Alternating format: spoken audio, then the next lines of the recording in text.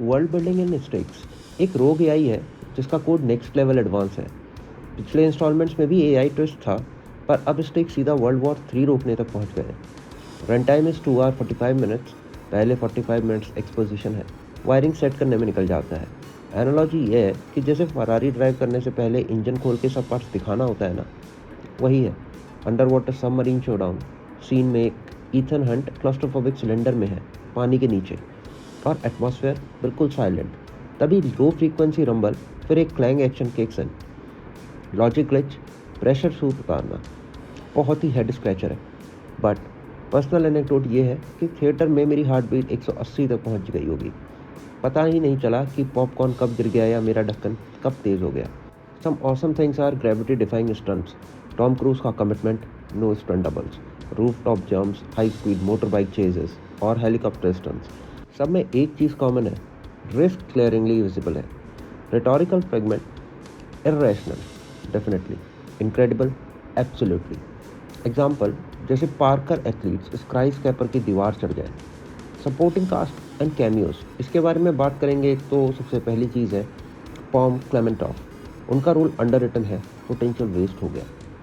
Heli एटवेल और Ethan के बीच बनने वाली केमिस्ट्री थोड़ी सी फोर्स्ड लगी। प्लॉट होल्स एंड पेसिंग कई जगह तुम्हें लॉजिक ढूंढने में बिताते हो। No visible screen timer, yet tension editing में सब मेंटेन कर लिया गया है।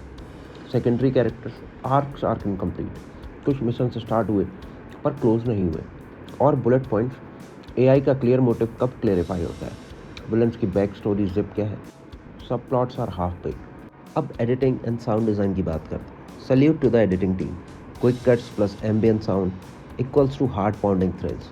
साइलेंस का यूज़ मास्टरफुल जॉब है। साउंड ड्रॉप होता है, सस्पेंसफुली एम्पलीफाई करते हैं उसको।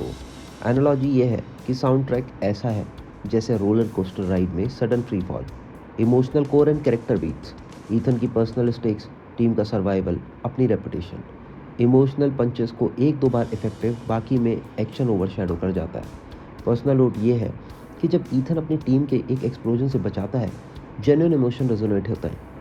कंपैरिजंस विद प्रीवियस इंस्टॉलमेंट्स, तो डेड रेकनिंग पार्ट 1 पहले के सीक्वल से थोड़ा पीछे की स्टोरी टाइटनेस में है। पहले डेड रेकनिंग का मूवी स्केल और नरेटिव पेसिंग ज़्यादा कोहेरेंट था।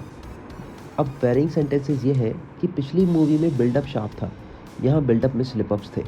फिर भी एक्शन सीक्वेंसेस ब्लॉकबस्टर लेवल थे। और सबसे आखिरी बात यह है कि बिल्डअप शार्प ना भी हो तो भी चलेगा, क्योंकि यहाँ पर स्लिपअप्स के लिए जगह है। ये फाइनल मूवी है, it's a BW। Major highlights के बारे में बात करते हैं। अंडर वाटर सीक्वेंस सबसे अल्टीमेट सस्पेंस है। नो स्टंट डबल्स प्रॉमिस, वो रियलिज्म के फैक्टर को 100% बार पर लेके जाता है। अब एडिटिंग एंड साउंड डिज़ाइन की बात करें तो वो इमर्जन नेक्स्ट लेवल है। ड्रॉबैक्स बस यही थे कि स्लो एक्सपोजन था, पेशेंस टेस्ट था। प्लॉट होल्स ये थे कि लॉजिक गेमर्स को इरिटेट करेंगे। कैरेक्टर अंडर यूज़ हुआ है, पॉम का टैलेंट वेस्ट हुआ। अब मेरा वर्डिक्ट यही है कि एक्शन 10 on 10 है, स्टोरी 6 out of 10 है, editing and sound 9 out of 10 है और परफॉर्मेंसेज 7.5 out of 10 है। But in 7 out of 5 performances में से टॉम क्रूज का परफॉर्मेंस 10 out of 10 है। 30 years of commitment for a franchise. और सबसे इम्पॉर्टेंट बात यह है कि जो जज्बा है अपने व्यूअर्स को एंटरटेनमेंट का पीक देने का, वो टॉम क्रूज के लेवल पर कोई नहीं कर सकता। तो ओवरऑल ये है कि अगर तुम ट्रू ब्लड एक्शन जंकी हो और तुम टॉम क्रूज के फ़ैन हो तो ये राइड एक मस्ट सी राइड है।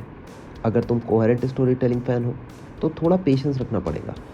रैंकिंग के बारे में बात करूँ तो पिछली यानी dead reckoning part 1 it's number 1 and final reckoning will be always number 2। बाकी तुम लोग बताओ तुम्हारा फेवरेट स्टंट कौन सा था, कमेंट बॉक्स में लिखना।